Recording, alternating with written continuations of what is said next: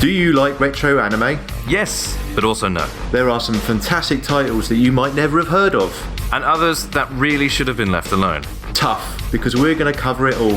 Father and son, the classics, the obscure, and the forgotten. The crimes of the anime boom era. Plenty of all that, all on the Retro Anime Podcast, where we dissect the best and the worst of retro anime from the perspective of someone who grew up with it. And someone who's never touched it in their life. Join me, Ian, and my son Lewis on our journey through the retro wilderness. Find us on Twitter at Retro Anime and on all podcast hosting services by searching for Retro Anime Podcast.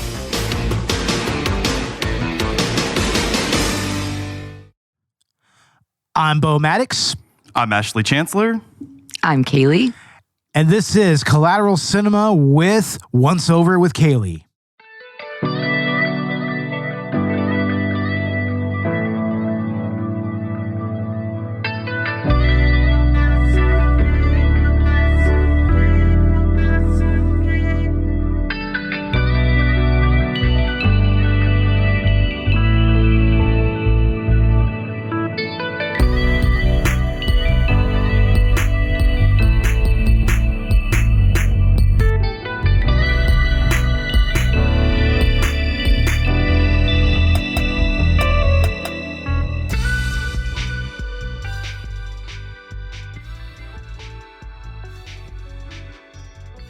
Welcome to the Season 9 finale of Collateral Cinema, the only movie podcast that matters, where we focus on good movies, bad movies, disturbing movies, and everything else in between in the world of cinema. We're podcasting straight from somewhere in South Texas, and yes, my friends, we are a 420-friendly podcast, and whatever you have, we hope that you smoked all of it while watching this movie, because we certainly did. So whatever you have, smoke it if you've got it, and whatever you have to drink, drink it if you've got it, because, oh Lord, did I choose one heck of a movie for this particular period of time. Right, Ash? Yeah, I just took 2 shots of tequila right before recording this, so I'm nice and prepped for this. But yeah, what a serendipitous time that you picked to record this episode. It's especially relevant, I think, in today's culture, and of course we'll talk about that. Also, we happen to be recording this on Easter Sunday, as it happens. That just kind of happened by accident, so that's fun. Yeah, all kinds of fun. And of course, we are talking about Paolo Pasolini's Salò, or the 120 Days of Sodom. And joining us to talk about this movie on this auspicious occasion is Cayley from Once Over with Cayley on YouTube. How are you doing, ma'am? I'm wonderful, even after watching this extremely controversial movie. I'm happy to be talking about it because I feel like I got to get a little bit of a release out. So I'm honored to be here. Thank you guys for having me. Absolutely. Yeah, we're glad to have you. And as usual, we usually get into our first initial thoughts on these movies, and we usually start with our guest. This is your second time being here. So, Cayley, what are your initial thoughts on Salò, or the 120 Days of Sodom? Well, so my first introduction to this story was actually through the book that is called Salò, which was written by Marquis de Sade. And I remember seeing it. My parents owned a copy of that book. And I remember being very curious about it. And I asked my parents if I could read it. And they said, absolutely not. There is no way that you are reading that book. And as soon as I got old enough to do things on my own, I was like, oh, I'm reading it. I cannot wait to see what kind of morally disturbing thing my parents were trying to discourage me from experiencing in life. When I found out that there was a movie that was based on the same kind of storyline that is in the book, as de Sade's book, I was deeply curious. I wanted to see if the movie was celebrating cruelty. I wanted to see this extremely controversial movie. And the first time that I watched it, I thought it was a masterpiece. I was enchanted by the disgusting nature of what was going on screen, and yet how it could still be so artistic and interesting and symbolic.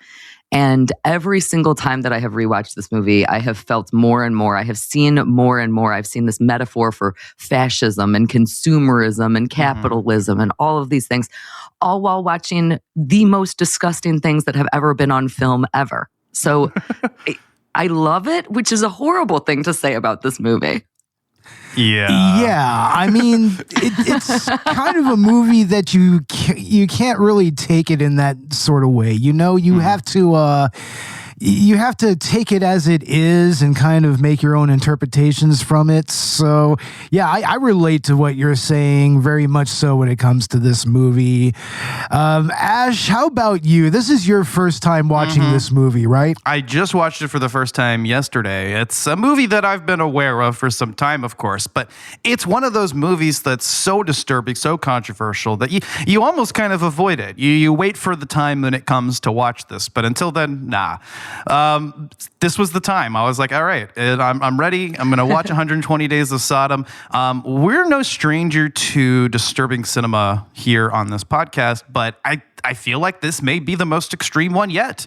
And that's really saying something. So, what's funny about this movie is watching like reviews of this and listening to people talk about it. You know, people kind of fall into one of two camps. Either they see this as a deep socio-political allegory and recognize the significance of what it meant, not only for the story that it was trying to tell, the message it was trying to convey, but to extreme cinema.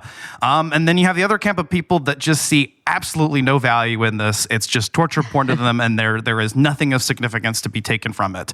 And I've seen people passionately defend both opinions. So it was quite the thing. But for me, watching this for the first time, I mean, yeah, it's a lot. And I definitely am in the camp of people who see this as having some kind of significance. Is it a movie I ever want to watch again? I don't know. I don't even have it on right now in the background. So, and I usually do that while we're as you recording. normally do. Yeah. But oh man, as for me, I'm going to go ahead and cop to it. This is like the third time I've watched this fucking movie. And I'm kind of looking back on my life choices as to how it came to be that I watched this movie 3 goddamn times in my life. But I definitely agree with what you said there, Ash, and also what you said there, Cayley. It's like, this is really a very monumental film in many ways. Like when it comes to disturbing cinema, this is one of those movies that's kind of really highly venerated. I mean, it's kind of like the bane of those disturbing movie iceberg videos that you see on YouTube all the time. And it's usually, I think on the official iceberg, it's like tier 3 or something like that. And I'm just like, I mean, as far as disturbing cinema goes, I mean, there is way worse, way more like depressing and way more like horrific stuff out there. But I don't think that there's any movie in the world of disturbing cinema that has the real impact that this one has had, you know, mainly because of what Pasolini was really trying to say with this movie, and in taking the book by de Sade and actually adapting it and putting it in the Salò region of Italy in the later days of World War II. You know, I mean, it's a very visceral take on the relationship and power dynamics between oppressor and victim, and also between the authoritarian and their constituents and whatnot, you know, but also as this really, really deep condemnation of consumerism and how it can devolve into fascism and everything. So, I mean, to me, this movie, I can see why people like venerate it like that, but it's like, I mean, it's much more than just some fucked up exploitation movie to me. And we're going to get into that here in a little bit. I don't see it as shock for the sake of shock, and that's something you could say about some movies. No, absolutely not. Yeah. I do think that there's a couple of very unique things about this movie in particular. First of all, it's designed to deliberately be unwatchable. The idea of it is to completely gross me out and make me sit in my feelings.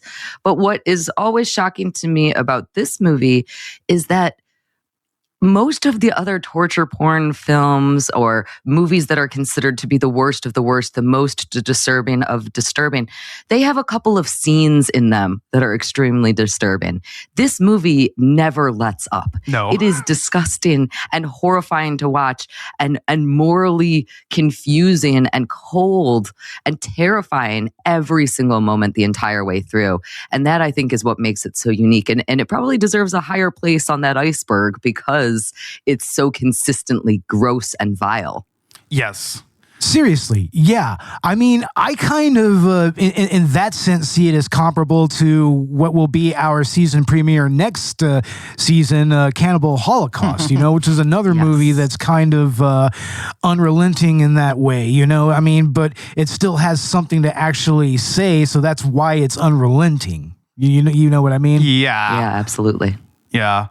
Yeah. No, and I think what really hammers it home is the way that this is filmed, that it really takes the humanity and the individuality out of the victims. It's not shot around them and their personal stories.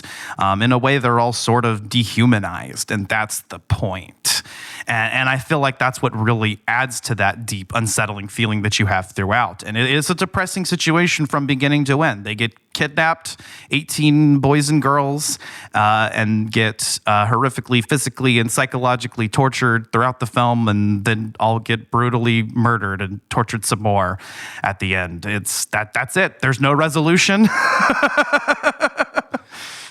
And it's all done in a way that's very clinical, very detached. Yes. I mean, most all of the shots are pretty much shown from a distance, forcing us to really just kind of contemplate our place in the audience for all of this. You know? I mean, in some ways, kind of similar to what Michael Haneke was trying to do with Funny Games. Now, whether or not he actually succeeded in that, I mean, you can debate it, but I would say that this movie is probably much more effective in that sense of, forcing you to kind of take in the edifice of it all and, have that kind of undercut the actual allegory of all the fucked up shit that's happening on screen. Yeah. Yeah, it really forces us to be a voyeur when we get to see these very distant shots. I actually just heard a quote from Rowan Atkinson, Mr. Bean, saying that the best way to make a comedy shot is to have it be very far away. If you can have the exact same scene happening where you're close up to the characters and it's not funny at all, but as soon as you pull that camera back, all of a sudden it becomes funny. And until you just started kind of describing that, Bo, I didn't even think about this, but that really is what is making us sit in this movie, in the disturbing stuff. It's not making it into comedy, but it's making me have to sit with that disgusting, disgusting cruelty that exists here. Yes, definitely. Yeah, exactly. I mean, in a weird way, it almost kind of approaches the fucked up nature of everything in kind of a slapstick sense when you think about it. It's almost like it's meant to be a comedy, but I mean, it just doesn't have that undercurrent to it. There's no punchline to it. I mean, it's definitely satirical in many senses. I mean, it satirizes consumerism, it satirizes capitalism, it satirizes fascism and authoritarian power dynamics. But I mean, it's really just trying to. It really forces you that distance between you and the victims. I mean, and that's basically to dehumanize them further and to force you to kind of view them as abstractions more than anything. Yeah, and every moment that the victims are even allowed to have some kind of backstory or personal feelings, I mean, it's quick and then it's out of there. And, you're struggling to even remember what their name was and what they did before because there's so many characters. And the way that this is shot, not only is it from a distance to sort of take it out of the personal connection, but also I feel like at times it's almost shot like we're watching a play and these are actors on a stage. I couldn't agree more with that. Of course, the teenagers are this representation of like the powerless public under fascism, and we have to be distant from that because we need to see that it impacts everybody. And I think talking about this as looking at it almost like a play is very interesting. One of my favorite films of all time is The Cook, the Thief, His Wife, and Her Lover, which also has a very vile and ruthless character in it. And that movie is shot at many points as if you're walking through an art museum. If you're being a voyeur, as in the sense that you're so detached, you're literally just looking at paintings that people have created in years past. I definitely think that 120 Days of Sodom has a similar feeling to that, where I have to just sit back and watch because that's the only choice that I have. I have to have absolute obedience of watching this film in the same way that the teenagers need to have absolute obedience to their captors. Yes, you have to sit through the circle of shit. And then it's even interesting that you point out that we are meant to be voyeurs as the audience, because once we get to the finale, there's even shots that are presented in a way like we are the voyeurs, which each of the libertines take positions, take turns doing.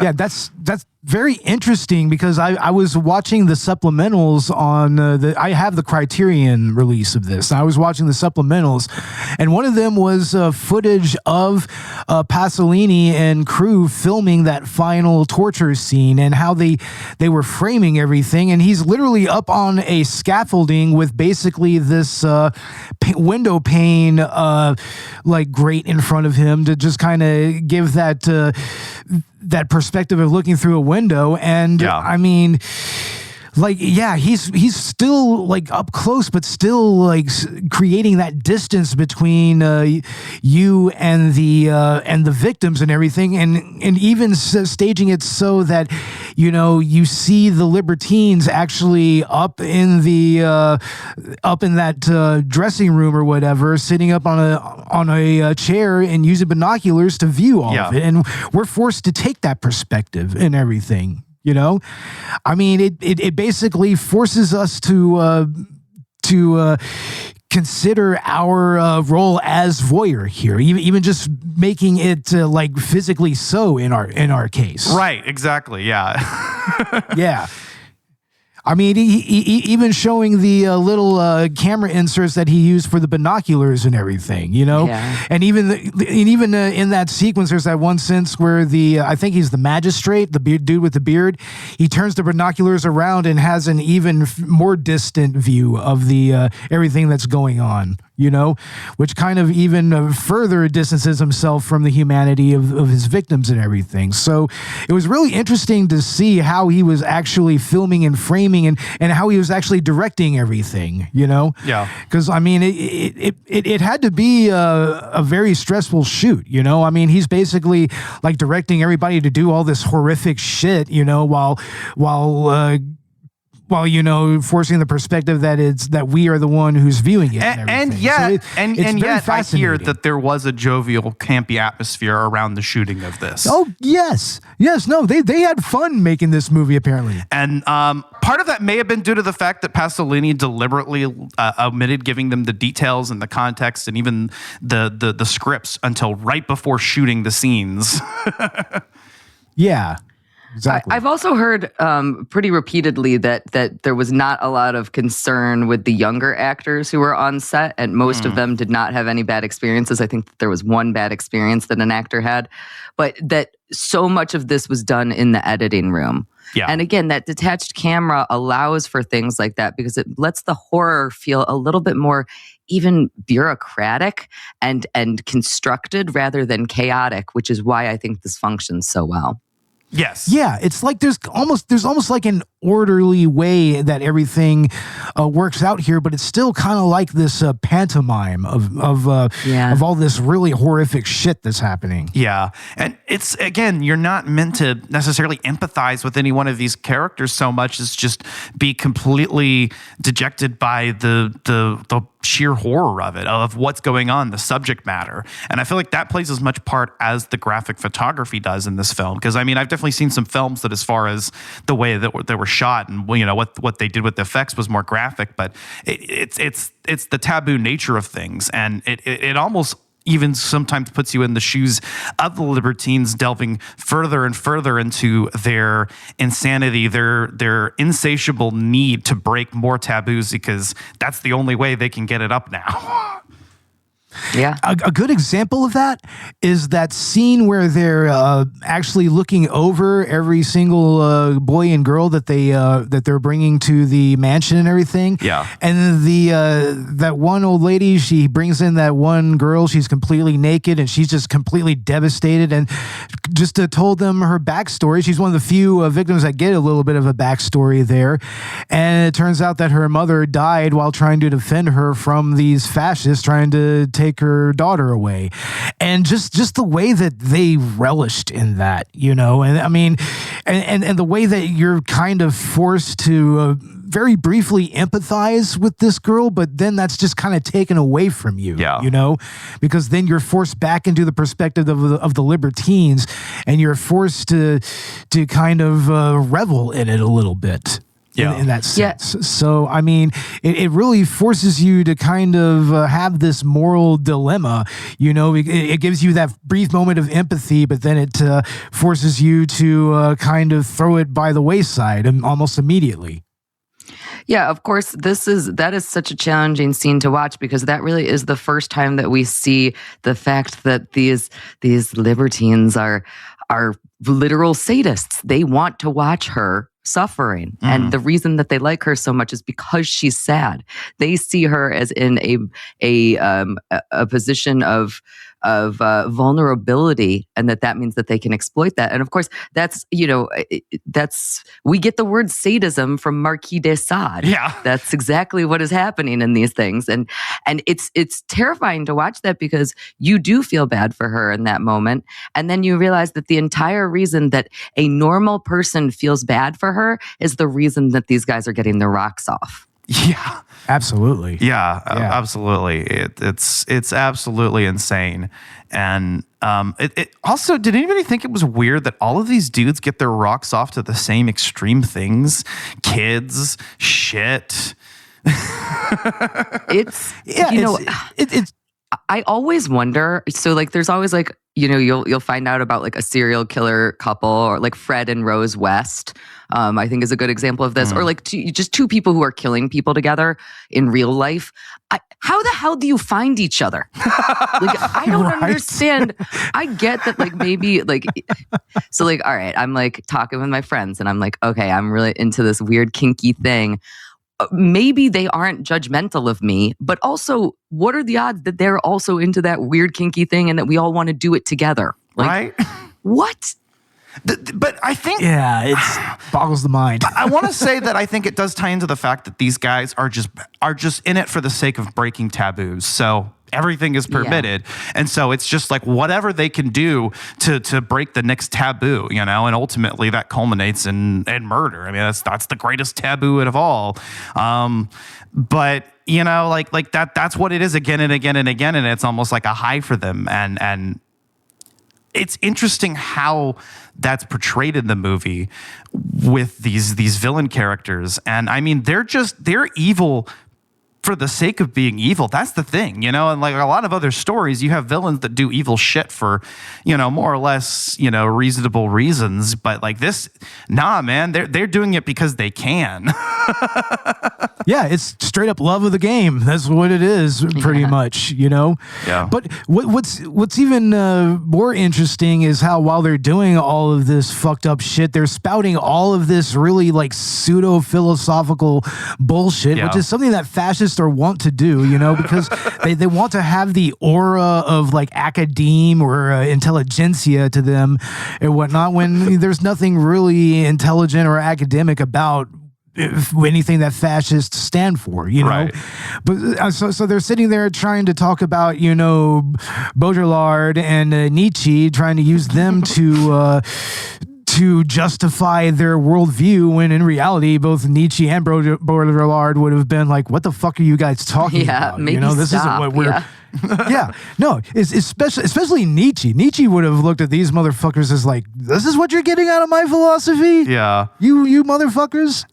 It's like their underlying philosophy, I guess, is the anarchy of power, right?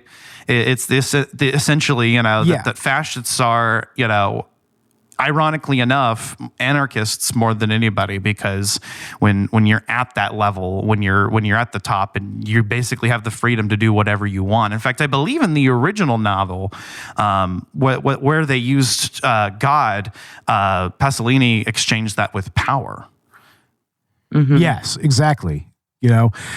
I mean, and that's what was interesting about him actually staging this in the Salò region of Italy in the latter days of World War II. Yeah. I mean, if you know anything about the history of that, that's what, Mussolini and Hitler pretty much kind of collaborated to establish that particular region as kind of like a little fascist city-state or whatnot, or whatever, and it was pretty much just a hideaway for the fascist elites to go to. So, I mean, it makes a lot of sense that he would actually adapt the location for this to be in Salò itself, and I mean, it's also interesting that it's also at the end of World War II. I mean, throughout this whole movie, you hear the backdrop of the war happening this entire time. I mean, there's always a constant noise of bombers going over, of bombings happening in the background. I mean, it's like, or there's like even moments where there's like also like stormy weather thrown in there and everything. So it's like there's still like this unrelenting shadow of the war and of the collapse of the fascist empire over all of this, and that's ultimately one of the points that this movie gets to, is that fascists, one of the main thing that fascists do whenever they are losing is they double down. Yeah, I mean, and notice that in real life. I mean, notice that like what's happening with Iran. It's like, what happens when fascists lose? They double down. They're starting to double down there a little bit. Not to get too IRL political here, which we probably should, but I mean, honestly, it's like that's really kind of what Pasolini was saying here, is like, this is kind of how fascism works on a very binary level in its own sense, and that it's very bureaucratic. It's very dehumanizing in its own way. I mean, look at how these libertines, I mean, they still want to try to have all these ostentations and all these this illusion of being high class, high culture people, but at the end of the day, they're still eating shit. They're still pissing and shitting on each other. They're marrying each other's daughters and shit. They're debasing themselves and dehumanizing themselves just as much as they're doing their victims. Yeah. And some of the victims in this movie even are kind of complicit in that. Like, there's that whole sequence at night where everybody starts ratting everybody else out in hopes that they can maybe curry some favor with the libertines, and it leads to that one partisan being shot and killed after he's having sex with the African maid and everything. Justice for my man Ezio. Man, that was the best damn character in this movie. Fist up in the sky as he was being shot down. He gave the communist fist and everything. Or, like, I don't know if that was supposed to be like their fascist sign or whatever, but yeah, I mean, at the end of the day, it's like fascism always fails. It always loses. And at the end of the day, when fascists lose, they start to do shit like this. I mean, they double down on their bullshit and they double down on their depravity. So, I mean, I think that's one of the things that Pasolini was really getting at here. And that's one of the best ways that you can kind of take this movie and use it as a lens of what's going on today, if you know what I mean. I agree with that completely. And I think that as I was rewatching this movie this go round, I really thought quite a bit. Obviously we can relate all of this to politics. We can relate all of this to power struggles. But the thing that just kept coming back into my mind was that you really could remake this movie. I'm not saying that I want this, but you really could remake this movie in a Jeffrey Epstein-esque setting. There's a lot of parallels that are happening, and it was interesting to have to kind of sit through the physical repulsion of what those power struggles were, because I do think that this is thematically stuff that can get applied to almost any time period. So as you mentioned, the book and the movie being set obviously in very different time periods, since the book was written in, the late 1700s. But it's challenging and exciting to think that we can always kind of apply the absolute power creates absolute corruption to almost any time period that exists. Yeah, no kidding. It's like, let's watching this in 2026. It's like, wait a second, this is allegory? Yeah. Right? or is this like literally what's happening? Because wow, I don't know to what extent Pasolini was part of those circles. I know Marquis de Sade was a creep, that's known, but Pasolini is apparently caught with teenagers, so I guess he's been in those circles. I don't know to what extent. It makes those scenes that was where they're filming the teenagers fully frontal nude all the more unsettling and disturbing. Yeah, that is like one of those very of its time things. But also, a lot of those fucking directors were kind of creeps like that, man. And it's unfortunate, and it's something that I hope that the future filmmakers kind of learn from. Yeah, and everything, But yeah, a lot of this. A lot of this movie's approach on sexuality did have to kind of do with Pasolini's attitudes regarding it at the time, because he made the Circle of Life trilogy, which was this really kind of positive sex positive kind of portrayal of various types of weird sexual stuff. It was more of a celebration of life than everything, and this was basically him rejecting that. That was him in his own personal sexual politics, just saying no, that's all bullshit. It's like that's all been corrupted. It's and political systems tend to corrupt that. So that's really what he was trying to get at with Salò. It was pretty much him kind of going through his own personal rejection of his previous work at that time. Wow, yeah. And this was originally planned as one part of a trilogy of a trilogy of death, I believe. And originally, I think I heard Salò and the adaptation of 120 Days of Sodom were going to be two separate works, but Pasolini decided to make them one film. And it's all the better for it, because as we've mentioned before, the way that setting is now shifted to the end of World War II in Mussolini's Italy shifts the conversation to critiques of both fascism and consumerism, which Pasolini believed were hand in hand. Consumerism led to fascism. We have seen that happen in real time as well. No kidding. Yeah. It goes back to the circle of shit, which is the centerpiece of the film. I hate to even talk about it, because this is the hardest part to watch, but that is where I think that social commentary goes deepest into, the idea that not only are we shoveling fast food into our mouths, which Pasolini sees as shit, but also just consumerist products in general, everything that we consume. And that's relevant even today. And of course, there's the argument that, the ultimate logical late stage end of capitalism is fascism, So, it and consumer capitalism, that is our main form of, or that is our main economic power structure, consumer capitalism. We consume all the time, even right now we are in the act of consumption, we're on internet, and technology that was, made with slave labor and whatnot, so it's like, maybe the point is there's no such thing as ethical consumption under capitalism, I guess. I don't know. That's the conclusion I've come to. Yeah. Not only that, but people, of course, are forced to consume what the elites are producing. So it is in many senses in the circle of shit sequence, there is this undertone of I have to just be fed whatever bullshit is coming from the top. You know?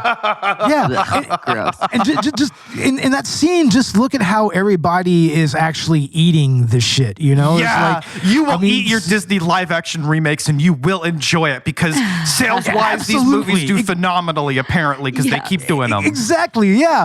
It's like, I mean, there's literally only two people in that entire scene that questions it, and that's the lesbian couple, you know, the two girls that are kind of find a connection with each other there very briefly. I mean, they're the only ones that really have any revulsion to this, you know?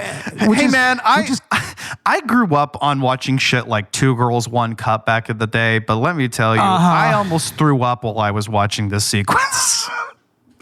Yeah. Oh, what? A ginormous platter of literal shit doesn't do it for you, buddy? I mean, Like I said, I watched Two Girls, One Cup probably close to 2 decades ago. oh, yeah. Well, back in my day, we had Rotten.com. We liked it. There's a morbid curiosity to that. I was always on Rotten.com. I was always watching stuff like that. There is a morbid curiosity to it. It doesn't generally make my loins tingle. I'm not usually getting excited about it, which is, of course, what this is supposed to be. These punishments that these people are going through, that these kidnapped victims are going through, are supposed to be increasingly theatrical. It is supposed to become more and more disgusting because, first of all, we have to push the envelope in order to still make it exciting. And second of all, because we have to show them that we really, truly are the oppressors, that we can do anything. We can make them do anything. This scene, this portion of the movie, because of course the movie is split up into 4 different parts, like Dante's Inferno, the circle of shit part always makes me think of John Waters' Pink Flamingos. Oh, yes. John Waters was a huge fan of Salò, huge fan of it. I think he has said before that it's one of his favorite movies. But of course, in Pink Flamingos, which came out a couple of years before this, there's the very famous divine quote that's something like, you know, kill everyone now, condone murder, advocate cannibalism, and eat shit. Filth are my politics. Filth is my life. That is what this is. That is what we are watching. That is what the circle of shit is. Yeah.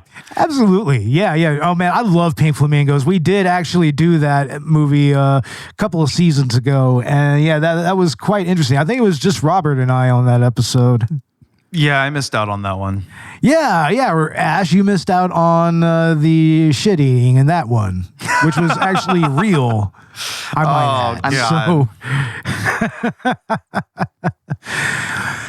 But yeah, I mean, going a little further into this movie, I really love the way that the cinematography and the set design was done here. I mean, apparently, I watched I watched the interview on the supplementals with the set designer here, and he was like, you know, I mean, we have a lot of fixtures in here that were kind of phallic in their symbolism and everything, you know, to just kind of undercut how, gross all the sexuality was. And also using like this very specific type of red, like especially in that main, I guess it's a living room or something and everything. It's more like fascist red, and using really hardcore like fascist aesthetics in the...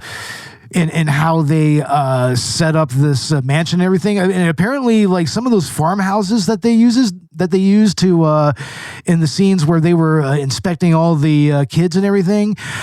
Apparently, those were actual farmhouses that had an actual family that had probably been there for like a century or something like that. So they had to like just basically clear out this family's entire life, strip it down, and just make it look like this oppressive, nightmarish hellhole for these kids and everything. So I mean, but also he was talking about how Pasolini absolutely approached his movies almost as if they were paintings. I mean, I know that we talked about how earlier they were more akin to like plays and everything, but I kind of saw them more as like portraits, more like paintings and everything. Like for instance, in all those scenes where the prostitutes are telling their stories in that one living area and everything, you can see how it's all of the libertines are kind of segregated into their own little corners and everything, and they have their own little group of the victims, the kidnappees that they have with them, and progressively they become more naked, and they start to kind of imitate like a Renaissance art in a way. But I mean, it's still this very oppressive type of art, which is interesting if you know how fascists tend to approach artwork. They tend to hate any type of real creative artwork and everything. So to have all this fascist horror just kind of framed as like this Renaissance era painting was very, very interesting to me. A very interesting approach to framing and staging cinematography and whatnot. Yeah. But anyway, yeah. Nel mio film tutto questo sesso assume un significato particolare ed è la metafora di ciò che il potere fa del corpo umano, è la mercificazione del corpo umano, la riduzione del corpo umano a cosa che è tipica del potere, di qualsiasi potere. Deboli creature incatenate. Spero non vi siate illusi di trovare qui la ridicola libertà concessa dal mondo esterno.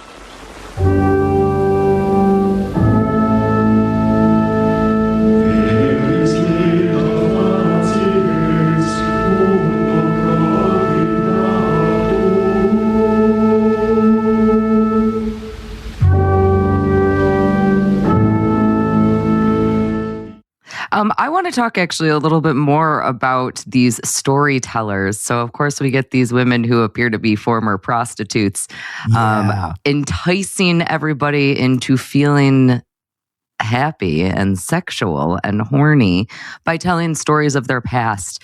And this is such a terrifying way to get people excited. There is something very again, theatrical about it. They descend, when they're going to tell the story, they descend the staircase in their beautiful gowns and they regale everybody with their exploits about poop and how wonderful that is. All while there is, this pianist playing this beautiful song, and there's almost like a jazziness to the soundtrack of this movie. And so again, you're kind of having to see this like routine storytelling, something that you would do to a child, something that you would like, this is how you would make a child feel good about their lost puppy. And instead, we are seeing it relating to how they are supposed to become excited about doing the most horrible acts that they could possibly imagine. Absolutely. I mean, that was from the original book, from 120 Days of Sodom, apparently. And apparently they were much older and much more ugly, apparently, in the book. But here it's like, they're pretty much almost like... They're almost like wearing costumes in like a big Hollywood number, kind of. It has that old Hollywood aesthetic to it, Like, they're coming down the staircase, and there's the music playing, and it's very ostentatious, but it's very it's kind of beautiful. But I mean, at the end of the day, they're going to tell us these horrific stories about men abusing them and grooming them when they were literally like 9 years old. Like, I mean... Yeah, and they're regaling in it. They're happy about it. They're like, this was amazing. Yeah. Absolutely. I'm just sitting there during all of those sequences just with the Tucker Carlson disgust look on my face. I was like, what the fuck, man? Yeah, and just every storytelling time before the circle kind of progresses, and when we get into the middle of that plot, kind of foretells what is to come. So it's like, okay, now she's talking about shit. Guess what? Yeah, it's literally just giving the libertines ideas. That's literally what they're there for. Yeah. And it's like, oh my God, it really does kind of show how cycles of abuse can lead to some victims becoming abusers, because they're just gleefully engaging in this without any real compunction at all. Yeah, I mean, that's a big subplot too, as we get characters like Umberto and Gabriella or something. One of the girls, the one that rats out one of the other girls, right? It's like they're the only ones that survive, and they do so by becoming part of the system. So those are the only outcomes you have in this system: is you die to it, you become a victim of it, or you become a part of the system and perpetuate it. And that's why I say there is no resolution to this movie. The same shit's gonna happen regardless of who's involved. They're raising the next generation, grooming the next libertines. Yeah, like that scene where they literally bring in the dummy and they're trying to teach the girls to masturbate it properly and everything. Yeah. It's like, I mean, it's just total grooming shit. And it's like when you compare that to what you may have read in the Epstein files, it's some very, very worrying parallels there. And apparently Epstein did have a copy of 120 Days of Sodom. I mean, not like it's that difficult to get a copy of it. You can buy it for like 75 cents on Amazon Kindle, but I mean, the parallels are terrifying, to be honest. Yeah. It's always surprising to me. A fair amount of people, I mentioned that John Waters really likes this movie earlier, but, like Gaspar Noé has cited this as one of his favorite films of all time. I believe David Cross has actually said that this is his favorite movie of all time. No matter how much I like this movie, if I'm getting interviewed and I'm asked, what's your favorite movie? I am not saying it's this one. Yeah, no kidding, right? Favorite is a very strong term. It is an incredible movie. It has a lot of social commentary. Again, we are talking about all of that. It is intentionally disgusting. It is intentionally supposed to make me feel repelled and uncomfortable by power struggles. That is the whole point of the movie. It is discussed with intentionality. I don't know how I was going to finish that sentence. It is supposed to do that.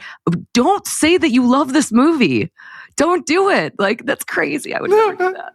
I would say I respect this movie. Yeah. That's the best way to really frame it. I have loads of respect for this movie. It's like, did I enjoy watching this? No. Do I recognize the significance of it? Am I glad that I have experienced that? Yeah. Yeah, definitely. I mean, once again, I've seen this 3 goddamn times now. 3 goddamn times in my 40 years. Yeah. So, yeah, make of that what you will. Yeah. Jesus Christ. And it all hits to home just knowing that this shit is real and happening. Like, wow. Oh, definitely. Jesus Christ. Definitely. Yeah. But I mean, especially going back to those stories that the prostitutes were saying, I mean, at the end of the day, it really just kind of undercuts how these type of power systems work. I mean, at the end of the day, fascism needs complicity in order to really function and to really dig its claws in and actually function the way that it wants to. Which is of course to create in groups and out groups and to legally bind those out groups and everything. So, I mean, that's one of the other key takeaways I got from this movie was like, this is pretty much just kind of shows a blueprint for how fascist power systems actually work, how banal they are, how institutionalized and how disrespectful of institutions it is at the same time. It has contempt for institutions while trying to, dominate them at the same time. Yeah. And that's kind of undercut by the way that they constantly mock the institution of marriage in this movie. Marriage is constantly mocked in this movie. There's like at least 3 or 4 different segments where we have like fake weddings that are pretty much just meant to completely mock the very concept of, you know, falling in love and marrying somebody, you know, and there's a reason for that, you know. It's like, it's because, you know, fascists, they want to dominate every single facet of your life, you know, and that includes stuff like marriage. Like if you look up into how the Third Reich worked, I mean, marriage and the family and traditional family values and everything were a big part of that, you know? So, I mean, in many ways, I mean, this movie kind of plays merry hell with that, but it also kind of shows how those fascist systems can actually function and how they can actually kind of build and organize themselves. Man, it's like all this like trad wife meme propaganda that I keep seeing. See, they're still trying to push it. Exactly. And a movie like this shows that at the end of the day, fascists, they don't give a shit about any of that. It's not really about, you know, adhering to any tradition. It's about how they can use tradition to their own ends and everything. It is interesting, and it hadn't occurred to me until this moment right now, but this movie does revere eating shit higher than marriage. It does. And I mean, that's just a funny concept to think about. Of course, I think we've already kind of explained why that is in this film and the necessity of that, because we have to have this, you know, struggle of dominance versus obedience. So it certainly makes sense that this movie would do that. But in a million years, I never thought that I would see something that was like, marriage is poop. Eating poop is great. It's literally, it's barely even subtle about it, you know? Also, what is with this movie's focus on anal penetration? Because, you know, like there's no emphasis whatsoever on vaginal sex, right? It is strangely focused on that.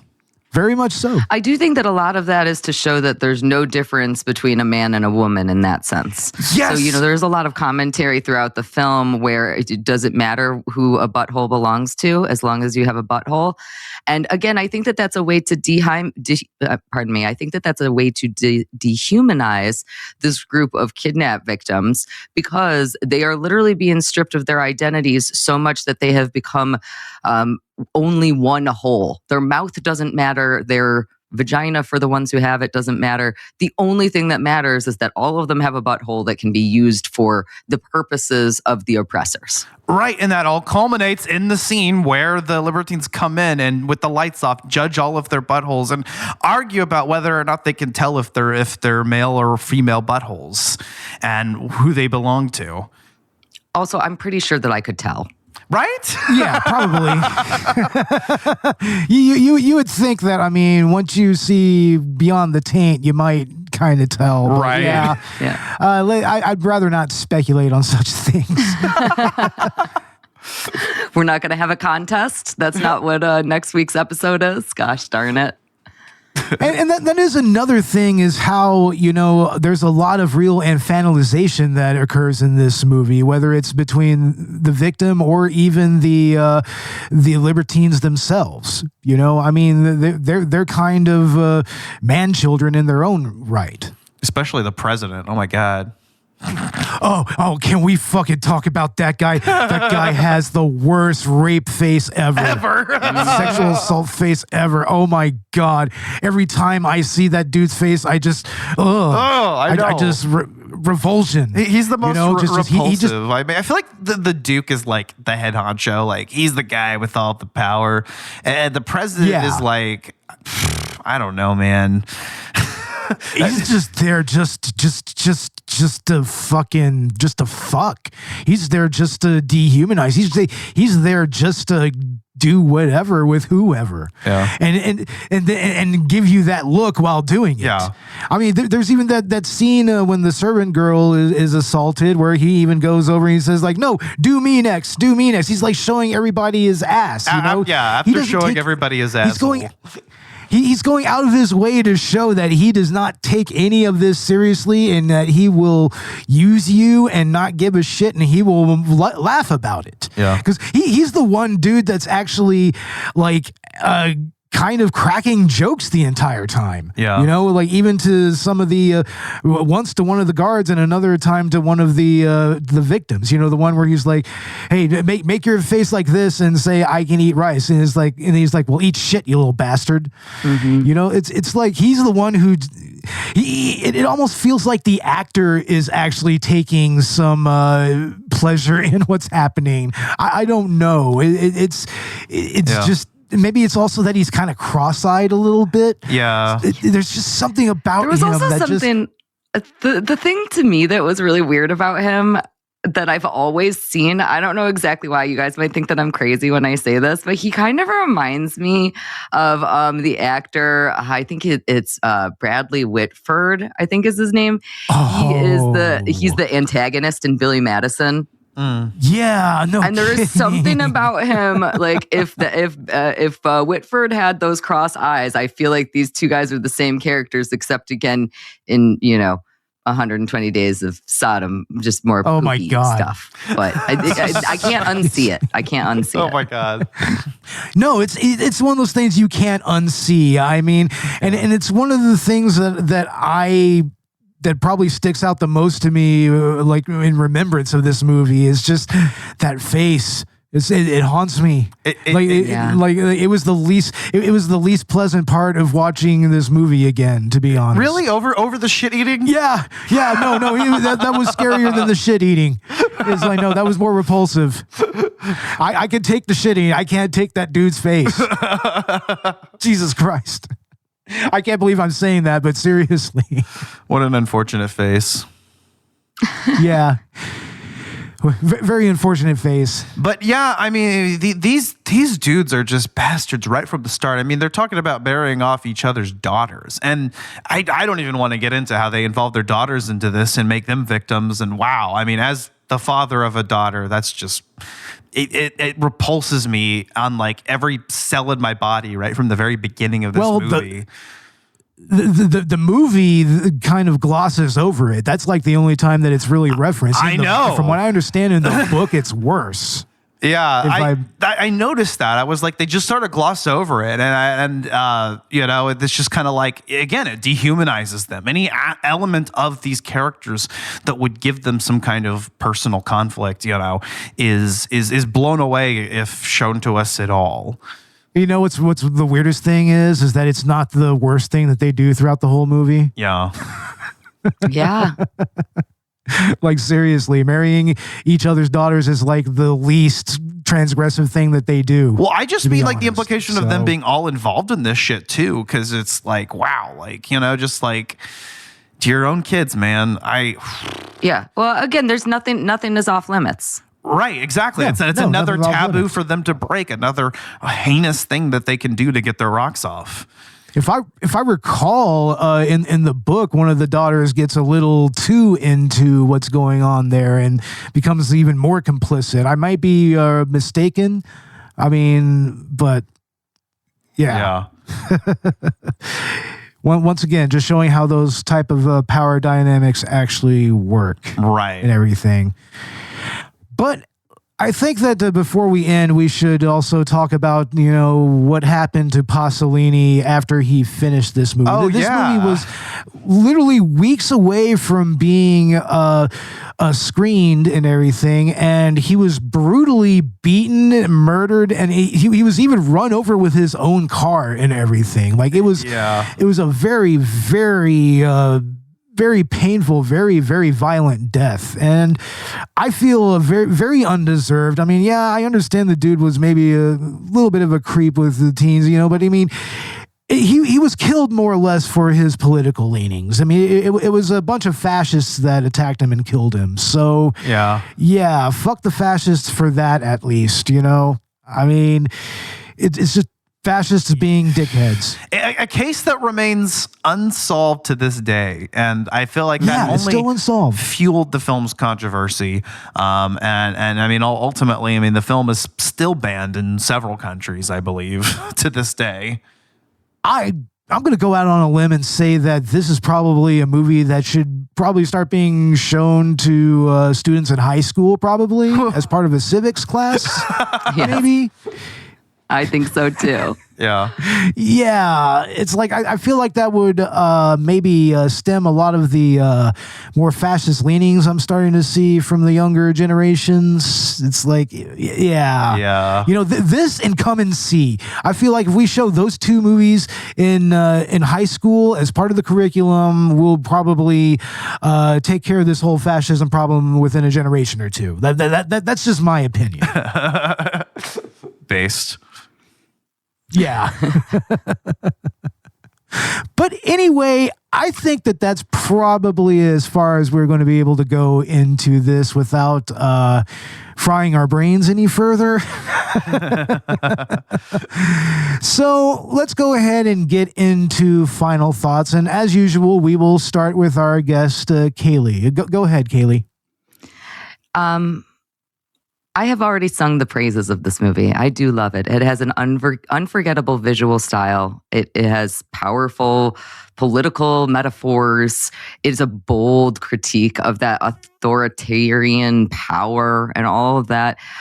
There are times during it that the message feels a little bit buried, specifically because of the shock value. So when I am forced to watch increasingly horrible acts, increasingly deplorable items, sometimes the message can get lost for me. That being said, I respect, I think you guys used the word respect earlier. I respect watching this movie, and I respect the idea that everybody should have to sit through this discomfort, because it shows us how turning people into objects and how corruption and how obedience or disobedience can truly impact society. It's not a movie to watch passively. It's not a movie to watch on Easter Sunday or on any day that you're feeling happy, but it is an incredibly important watch, and I love it for that. Yeah, you're welcome for the fun Easter Sunday. Yes. Oh yes, I'll definitely. be watching it again on Christmas. It's fine. Oh, okay. Right on. All right. Ash, how about you? What are your final thoughts on Salò or the 120 Days of Sodom? All right, Salò. I finally saw it, crossed it off the bucket list, and it is something, as a cinephile, I feel that I needed to do. You know, if I had watched this film maybe last year, I might have said that I wouldn't recommend it. It's the kind of thing that only if you're a cinephile or... that you need to watch if you're a fan of extreme cinema. But no. I think in 2026, everybody needs to watch this at least once, especially if you're a high school kid. Oh my God. Because, you know, you're right, Bo. I think that this would curb some of the fascist shit that I'm seeing all over my feed every fucking day, where everybody's just this far-right edgelord for the sake of it. I think kids need to be shown this film. Is that the worst thing I think I'll ever say on this podcast? I think kids need to watch this movie. No. So when I started out by explaining that my parents wouldn't let me read this book when I was quite young, that when they finally were okay with me reading it, it was because it is talking so much about these very big topics. And I learned a lot. Yeah. Definitely. Because it's painting these things in such a dejected worldview. I mean, at the end of the day, it's not a happy film. And so it's like why I say, like, I don't enjoy watching it, but am I glad I did? Yes. I think it's important. And I mean, yeah, I encourage everybody to watch this. If you're somebody that considers themselves a cinephile, especially, I mean, watch this and form your own opinion. Absolutely. Yeah. Now, as for me, like, I have had a very long history with this movie. I mean, I've been a huge disturbing movie fan for the longest time. And as I said earlier, that this has always been venerated as one of those real hardcore messed up movies that, you know, you have to see. I was even hearing about this even back in the 2000s before I really started to get really deep into cinema and through some of my friend groups. And they were saying that, and they played up how fucked up it was, honestly. Like, they were saying, like, it was like this, like, rape-a-thon and everything. But honestly, while it is very sexually repulsive, and there is definitely sexual assault and everything in this movie, that it's much more than that. It's definitely a moral film. It's a film about morality. It's a film about the morality of fascist politics. It's about the power dynamics of said fascist politics, and how they organize, how they build themselves up, how they actually get how they actually sink themselves into a culture, and how they actually take power and everything, and what they do with that power when they start to actually falter, when they start to lose. Because that's the thing you always need to know about fascists, everybody. They will lose. It's a losing ideology. It fails 100% of the time. So, I mean, that's something that you need to keep in mind whenever watching this film. I mean, this is supposed to be like at the latter half of World War II, when, the fascists were about to like the Third Reich was about to tumble. Mussolini was about to be dragged through the streets and hung upside down and everything. And of course, what happened in the Pacific Theater and whatnot, So, I mean, it's very important for people to watch this movie and to take in its message. And like I concur with y'all. This needs to be shown in high school as part of a civics class. This and Come and See.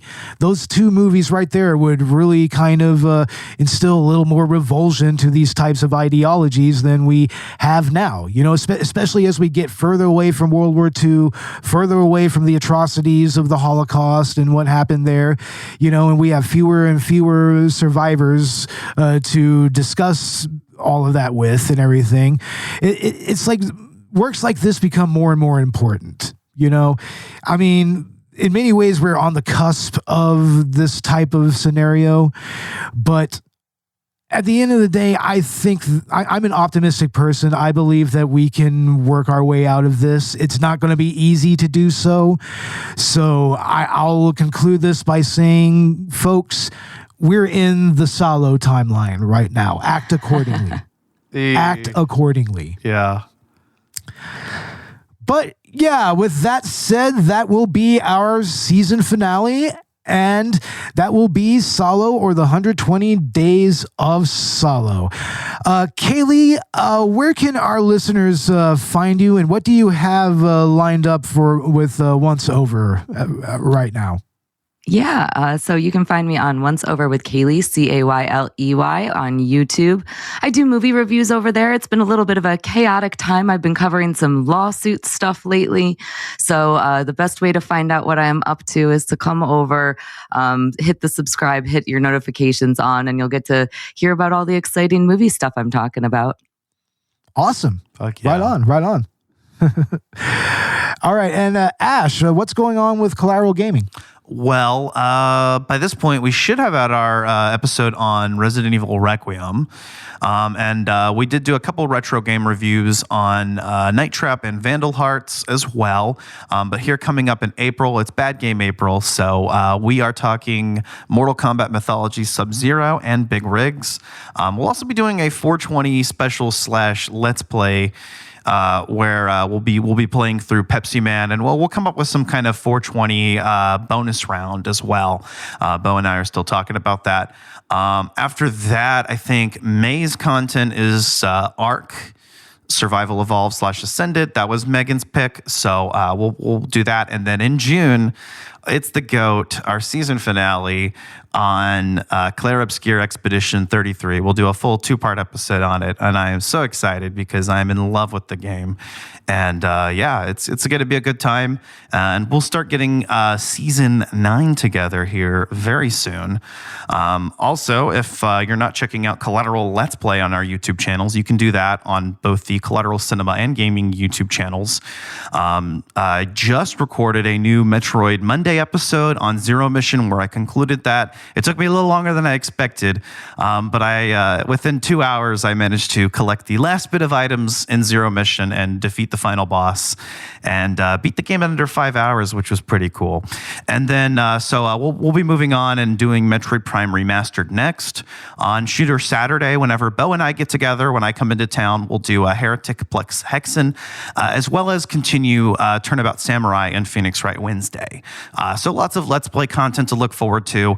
I think I'm also planning on doing something related to Exit 8 because the movie's coming out this month, so I'd like to check out that game and do a Let's Play on it. And there was something else coming out, and I forgot. Pragmata. Yeah, that's coming out too. So I might do a Let's Play on that. So plenty of content from the Collateral Gaming video game podcast and our Collateral Let's Play. Excellent. Awesome. And as for Collateral Cinema, by now our Rocky 5 episode should be out, so go ahead and check that out.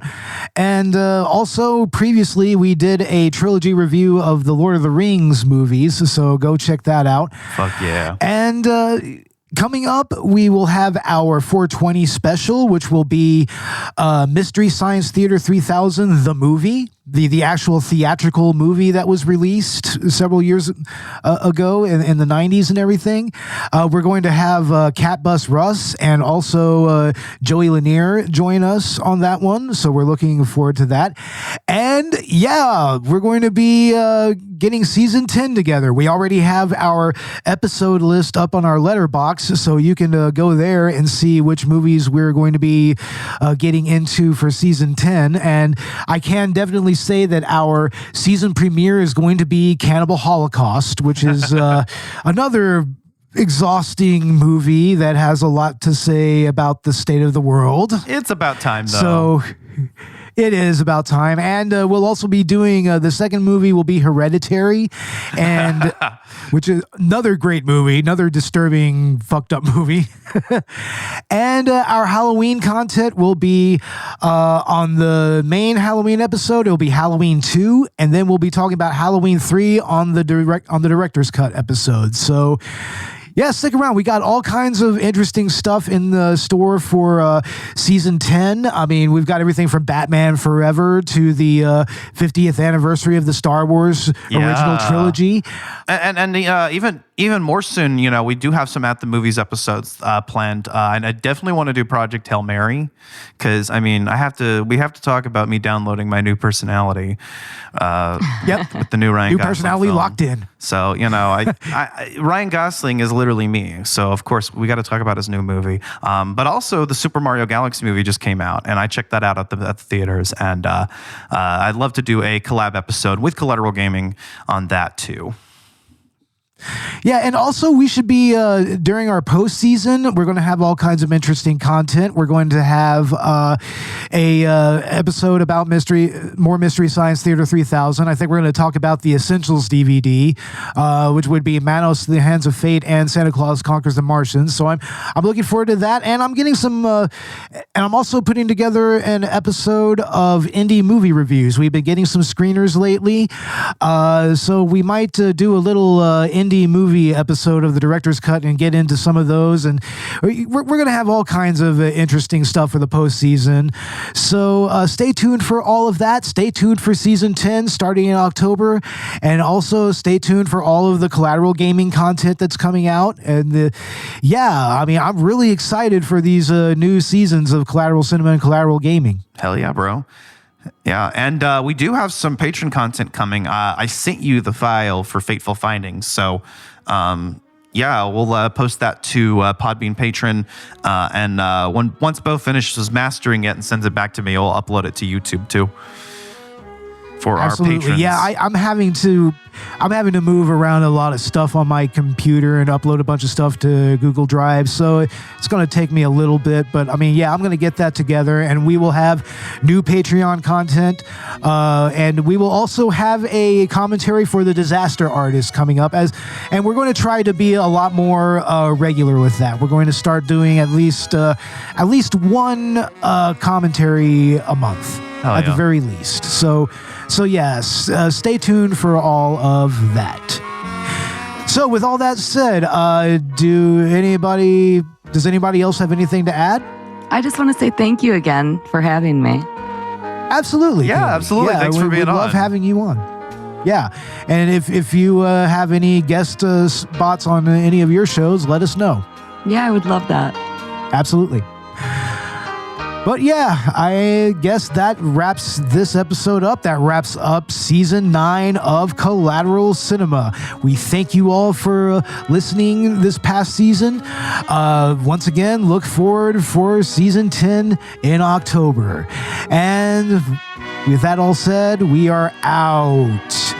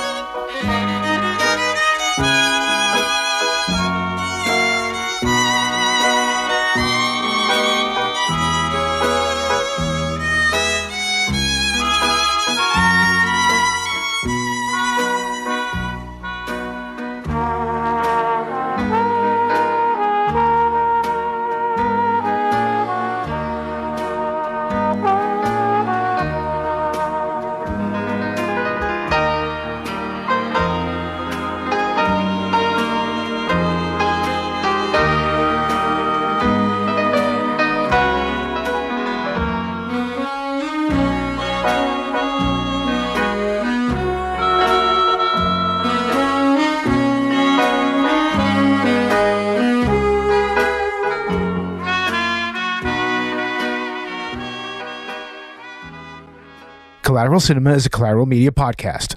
All music and movie clips are owned by the respective creators and are used for educational purposes only. Please don't sue us. We're poor.